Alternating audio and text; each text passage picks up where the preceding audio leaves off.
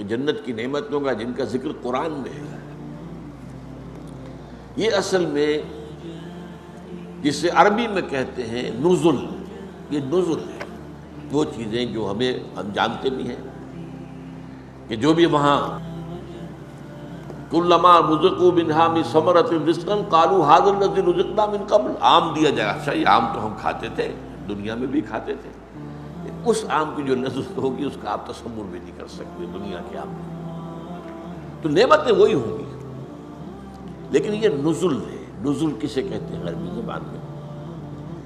نزیل کہتے ہیں، نزل ینزل، اترنا۔ جیسے ہی کوئی شخص آپ کے دروازے پر آیا اور کسی سواری سے اترا، گھوڑے پر چڑھ کے آیا اس سے اترے گا، اونٹ پر سوار ہوا تھا اس کو بٹھا کر اترے گا، کار پر آیا کار سے اترے گا، نزیل ہے اب یہ۔ تو فوراً آپ پیش کرتے ہیں کوئی موسم کے مطابق، کوئی ٹھنڈا کوئی گرم، وہ تو بھاگ کر فوراً پیش کر دیں گے، اس کو کہتے ہیں نزل، جو کسی مہمان کی آمد کے فوراً بعد پیش کر دیا جائے۔ اب وہ آپ کے ہاں مقیم ہو گیا، اب وہ ضیف ہے، ضیف مہمان۔ یہ ضیافت جو ہونی ہے اہل جنت کی، یہ ان نعمتوں کے ذریعے ہوگی جس کا ہم تصور بھی نہیں کر سکتے۔ حدیث میں آیا ما لا عین رأت ولا اذن سمعت وما خطر علی قلب بشر۔ یہ ضیافت جو ہوگی وہاں بعد میں، وہ تو حقیقت کہا کہ وہ ایسی چیزیں ہیں جو نہ کسی آنکھ نے دیکھی، نہ کسی کان نے سنی، نہ کسی کے دل میں اس کا احساس و خیال تک وارد ہوا۔ تو قرآن مجید میں جب بھی آپ اس کو دیکھیں تو اب نزل کے اندر وہ کیا گیا ہے، اس کی بھی کیا اس کی توجیہ ہے عقلی۔ وہ ساری دنیاوی نعمتیں جن سے انسان نے اپنے آپ کو روکے رکھا، یا تو حلال اور حرام کی وجہ سے، یہ حرام ہے میں تو نہیں دے سکتا، میرا دل تو چاہتا ہے، حرام ہے، روکے رکھا، یا ان نعمتوں سے اس لیے وہ لطف اندوز نہیں ہو سکا کہ وہ لگا ہوا ہے اللہ کے دین کی جد و جہد کے اندر۔ اچھا کھانا اچھا پہننا حرام نہیں ہے۔ قل من حرم زینۃ اللہ التی اخرج لعبادہ والطیبات من الرزق، اچھی کھانے کی چیزیں کس کے لیے بنائی اللہ نے؟ یہ پھل کس کے لیے؟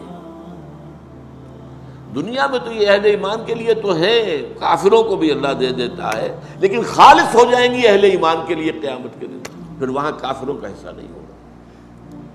لیکن فرض کیجئے آپ تو لگے ہوئے ہیں انقلابی جد و جہد میں، آپ کا وقت لگ رہا ہے اللہ کے دین کو پھیلانے اور غالب کرنے کی جد و جہد میں، تو آپ دنیا تو زیادہ نہیں کما پائیں گے۔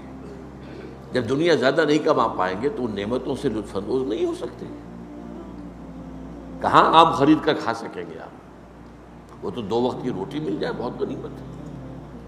تو یا تو حلال اور حرام پر کاربند ہونے کی وجہ سے بندہ مومن ان نعمتوں سے محروم ہو گیا،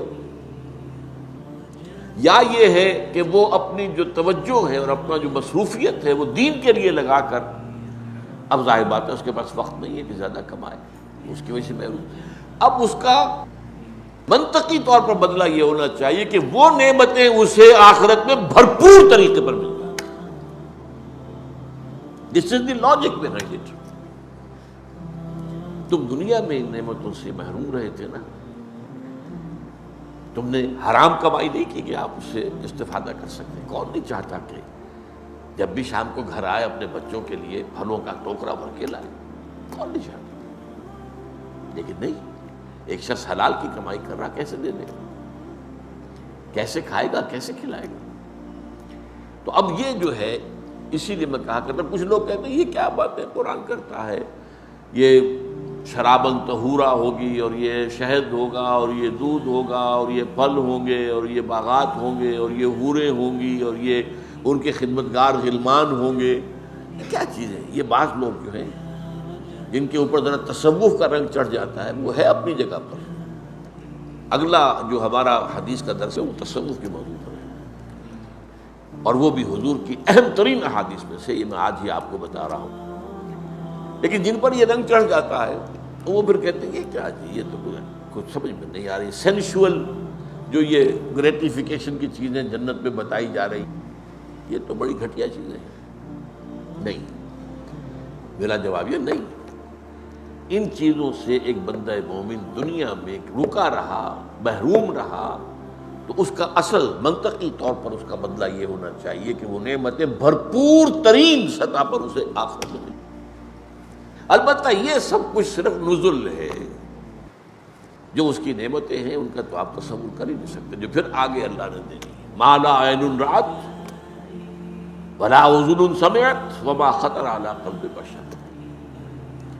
اور قرآن مجید، یہ تو حدیث ہے جو میں نے بتایا آپ کو، قرآن مجید ہے، فلا تعلم نفس ما اخفی لهم من قرۃ اعین، کوئی نہیں جانتا جو چیزیں اللہ تعالیٰ نے اپنے ان بندوں کے لیے چھپا کر رکھی ہوئی ہیں جن میں آنکھوں کی ٹھنڈک ہو، ان کو کوئی نہیں جانتا۔ بہرحال یہاں جو کہا گیا بغیر حساب، وہ تو رزق دیے جائیں گے بغیر حساب۔